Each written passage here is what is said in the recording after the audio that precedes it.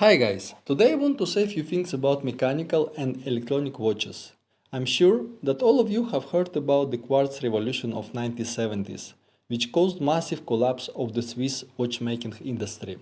Although in 1967 Swiss watch manufacturers had produced and presented their own prototype of quartz wristwatch, they chose to remain focused on traditional mechanical watches.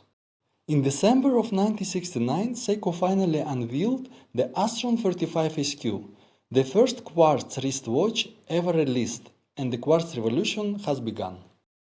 By 1978, quartz watches overtook mechanical watches in popularity, plunging the Swiss watch industry into crisis.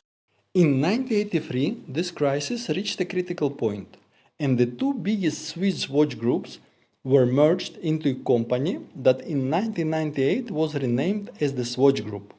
The Swatch product was sealed in a plastic case, sold as a disposable commodity with little probability of repair. The Swatch Group became a highly profitable company, which gave them the ability to acquire such watch brands as Blancpain, Breguet, Jacquet d'Ro, Omega, Longines, Tissot, Glashütte Original, and etc. Actually, nowadays very few well-known companies manage to stay independent. For example, the companies Vacheron Constantin, Lange & Son, Jaeger LeCoultre, IWC, and Panerai belong to the Richemont Group.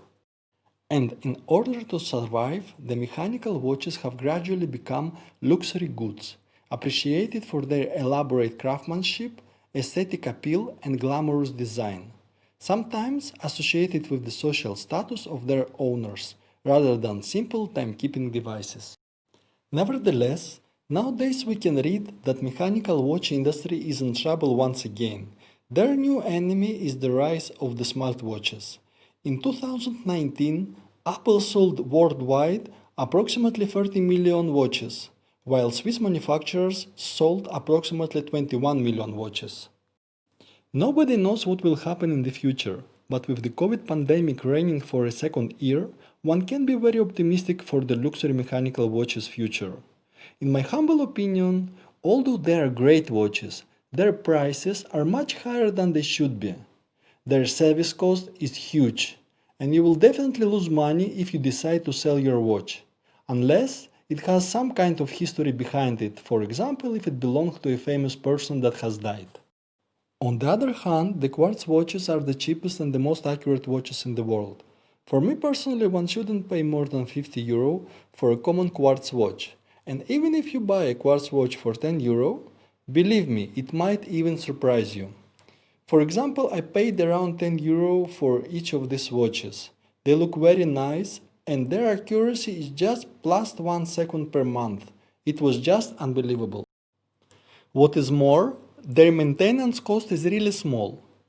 You can actually change the battery on your own.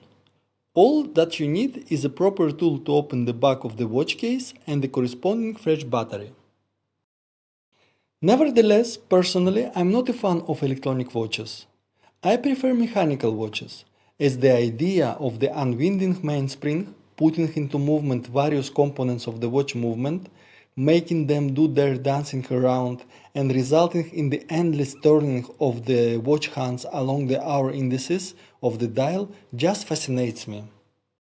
When I saw how much money I lost when I had to sell my Omega chronograph, how difficult it was to sell it, and how expensive were its services, I decided not to buy luxury watches again, even if I had the money to do so.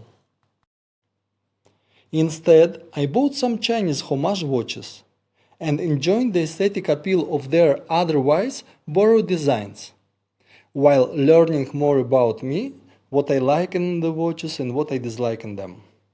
Also, I have assembled some of my watches on my own. I have really enjoyed all of my watches. There was not even one watch that I didn't like. Moreover, although unfortunately I had to sell some of them in order to finance my next projects, remarkably, so far the total financial loss is zero, as most of my watches came under the radar and I didn't pay any customs duties. Obviously, I'm not trying to persuade anybody in what watches he should buy.